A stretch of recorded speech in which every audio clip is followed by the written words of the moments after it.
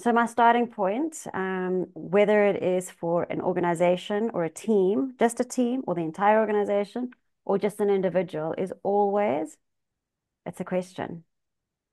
And the experience is clarity. So the outcome is always clarity, but the question is, what do you want? What do you want and why? Now, when there is that clarity, the process, so when it comes to agile transformations, have you ever worked in technology? Yeah. Yeah, I In mean, fact, that's part of my job. in fact, yes. So do you know agile versus waterfall? Yep. So the agile manifesto, agile transformations, why do some teams get it right so easily and some don't? Why can some teams self-direct, self-organize, self-everything, others don't? Almost every single time, it's clarity. In the absence of clarity, your chaos will endure and it will go badly. When there is clarity, the chaos will settle and you will get the outcome that you're looking for. It might not look, the process might not look the way you demand it should look and the way you expect it to look, but you will get what you want. But if you don't know what you want and it's not clear, and the organization doesn't know what you want and they're not clear, you can't expect the outcome that you're after. So in the absence of clarity, you don't get the results that you're looking for. And this comes, I mean, and it's such clarity. I mean, clarity is delicious. When you are clear, you know exactly what you want and why you want it. You're able to wake up in the morning and you can endure any hardship because you've got a why, right? It's your purpose, your values.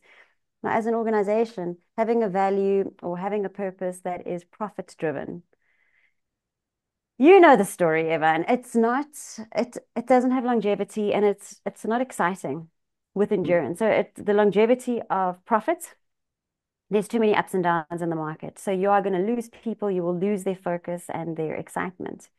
But when your purpose is, you know what we want, and it is so clear and it's broken down into manageable chunks, like OKRs is a wonderful tool. I love OKRs because they can be brought down into quarters.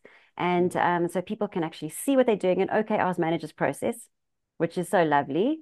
If you do my way, if Maria's there, OKRs, you've got process rather than specific outcome. So you've got one KPI versus an OKR, but we can chat about that. Or I could see on your face, you're like, no, I don't quite agree with that. But okay, let me tell you, with an I OKR do. I do. I process, do. I was just thinking about something else. I definitely love OKRs, by the way. yes, yes, okay, great.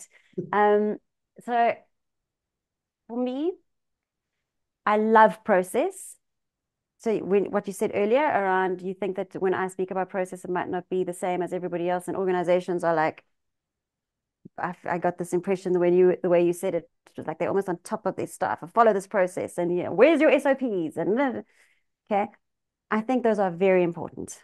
They are great and they're important, but they're not everything because they can be changed. So having Greek descent, everything about a Greek is exceptions. So if you ever flew Olympic Airways, you stand in a line, that's a guideline for everybody else.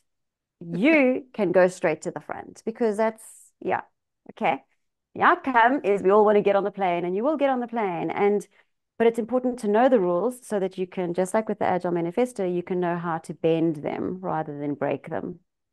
And so with process, great to know this is how you do it. And when you're tired, it's really nice having something to fall back on. That's exactly how I'm going to do it. But ultimately, when you're following agile principles to the T, the principle will tell you that you are looking for incremental improvements on a sprint by sprint basis. So whatever your cadence is, you want to improve just 1 to 2% improvements every sprint.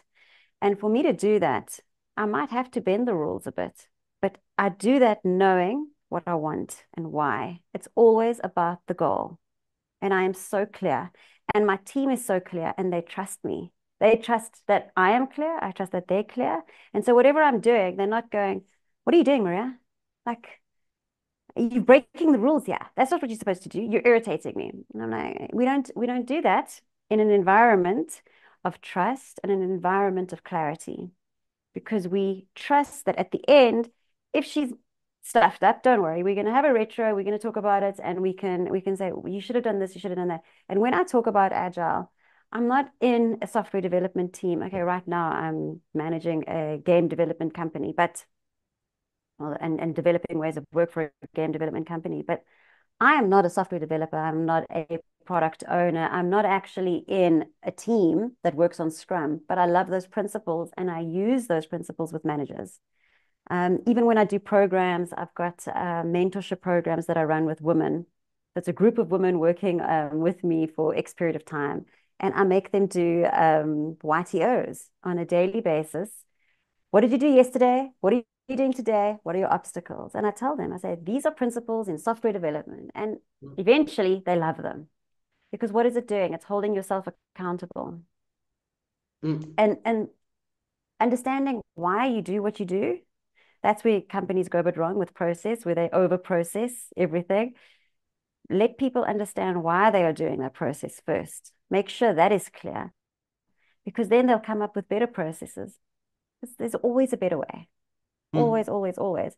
But if I'm just following your instructions without applying myself, I'm going to just follow your instructions without applying myself. You want me to be creative and to feel that I'm free to be creative. I feel like we're covering a lot of different topics at the same time. But I Are we love it. doing it? I